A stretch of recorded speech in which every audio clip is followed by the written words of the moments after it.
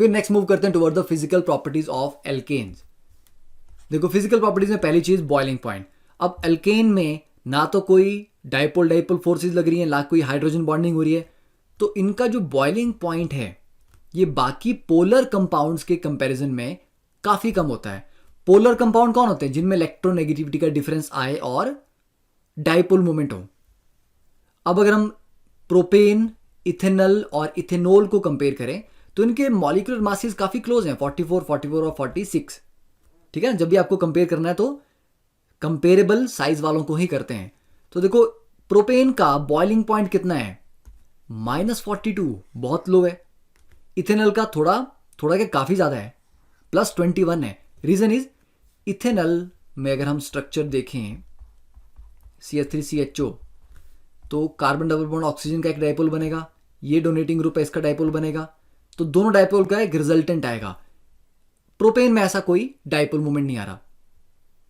ठीक है, and third alcohol का काफी हाई है, बिकॉज अल्कोहल में क्या है? Hydrogen bonding. तो हाइड्रोजन बॉन्डिंग की वजह से अल्कोहल का बॉइलिंग पॉइंट, वाटर का बॉइलिंग पॉइंट हाई रहता है काफी। तो ये क्लियर हो गया। तो एल्केन का बाकियों के कंपैरिजन में बॉइलिंग पॉइंट्स काफी कम होते हैं। सेकंड, बॉइलिंग पॉइंट बढ़ता कब है? चेन लंबी होती जाएगी तो बॉइलिंग पॉइंट बढ़ता जाएगा, क्योंकि ज्यादा लंबी चेन में सरफेस एरिया बढ़ता है।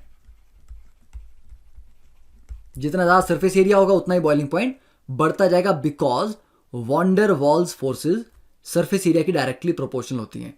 तो ये वाला 4 कार्बन वाला एल्केन है, इससे ज्यादा बॉइलिंग पॉइंट होगा 5 वाले का, उससे ज्यादा होगा 6 वाले का, उससे ज्यादा होगा 7 वाले कार्बन का, कार्बन चेन का। Then third one, boiling point decreases with branching. क्यों? क्योंकि जितनी ब्रांचिंग करोगे सरफेस एरिया उतना ही कम होता जाता है, और सरफेस एरिया कम होगा तो वॉन्डर वॉल फोर्सेस भी कम हो जाएंगी। अब ये वाला जो पहला स्ट्रक्चर है, दिस इज टोटल 5 कार्बन, ये अगले वाले में भी 5 कार्बन है, अगले वाले में भी 5 कार्बन है। तीनों का मॉलिक्यूलर फॉर्मूला सेम है। पहले वाले में ब्रांचिंग मैक्सिमम है, अगले वाले में एक ही ब्रांच है, और लास्ट वाले में कोई ब्रांच नहीं है। तो कोई ब्रांच नहीं होने की वजह से इसके पास क्या होगा?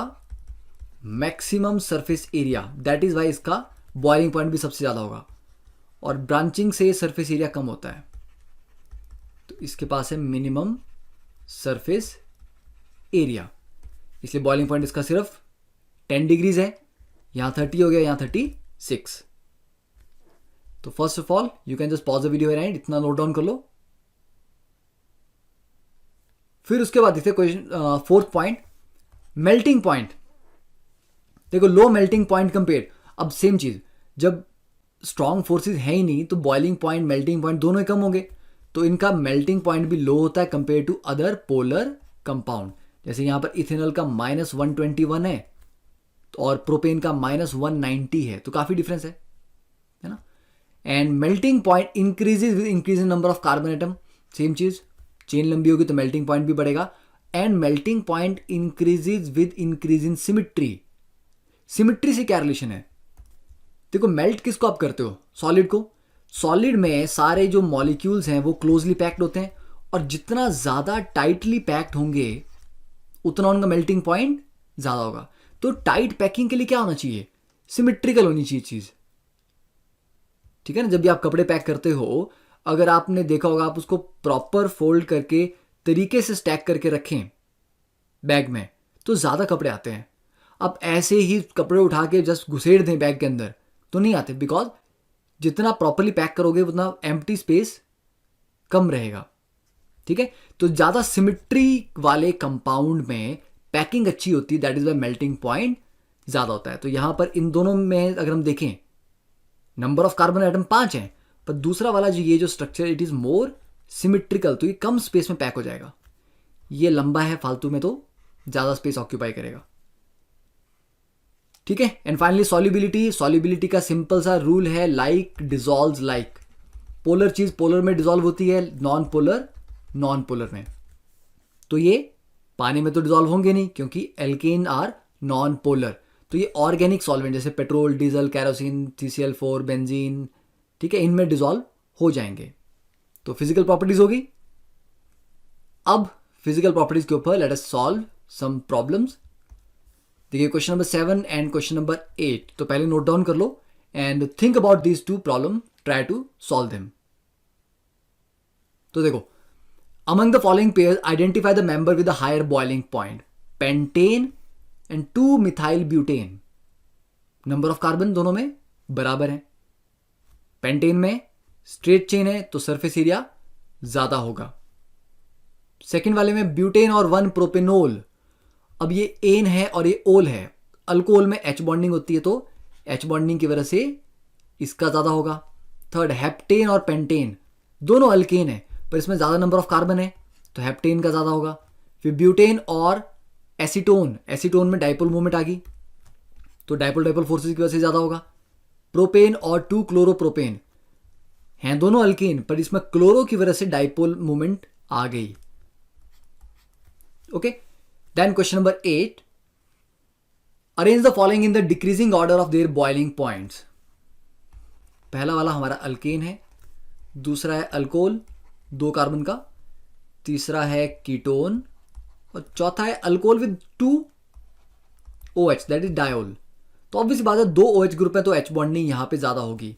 तो इनको अगर हम 1 2 3 4 कर लें नंबर तो सबसे ज्यादा होगा 4 का, उसके बाद H bonding that is alcohol का 2, उसके बाद कीटोन क्योंकि वहां पर डाइपोल फोर्सेस हैं और लास्ट में आएगा 1.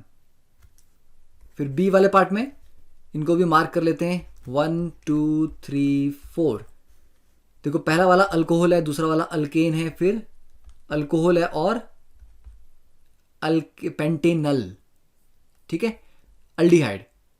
तो इसमें कैसे कंपेयर करेंगे?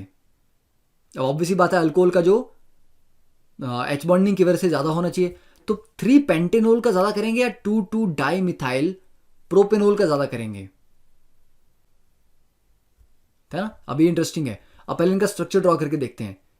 ठीक है, तो यहां पर दिस इज 3 पेंटेनोल. ओके, तो 3 पेंटेनोल इज 1 2 3 4 5 और ये आ गया OH एंड 2 डाइमिथाइल प्रोपेनोल.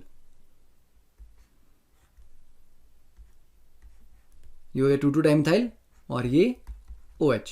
तो इन दोनों को 1 और 3 को हम कंपेयर कर रहे हैं. अब सरफेस एरिया भी देखना है आपको और एच बॉन्डिंग भी देखनी है कि एच बॉन्डिंग कितनी अच्छी हो सकती है.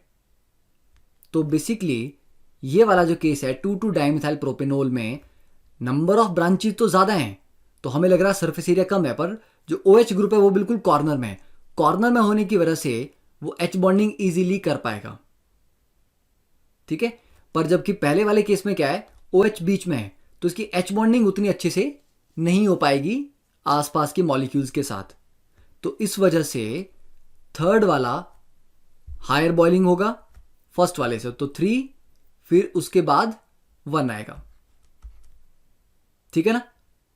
और इन सबसे हाई क्या होगा? अल्कोहल में ये होगा 3 और 1, फिर उसके बाद अल दैट इज 4, उसके बाद 2.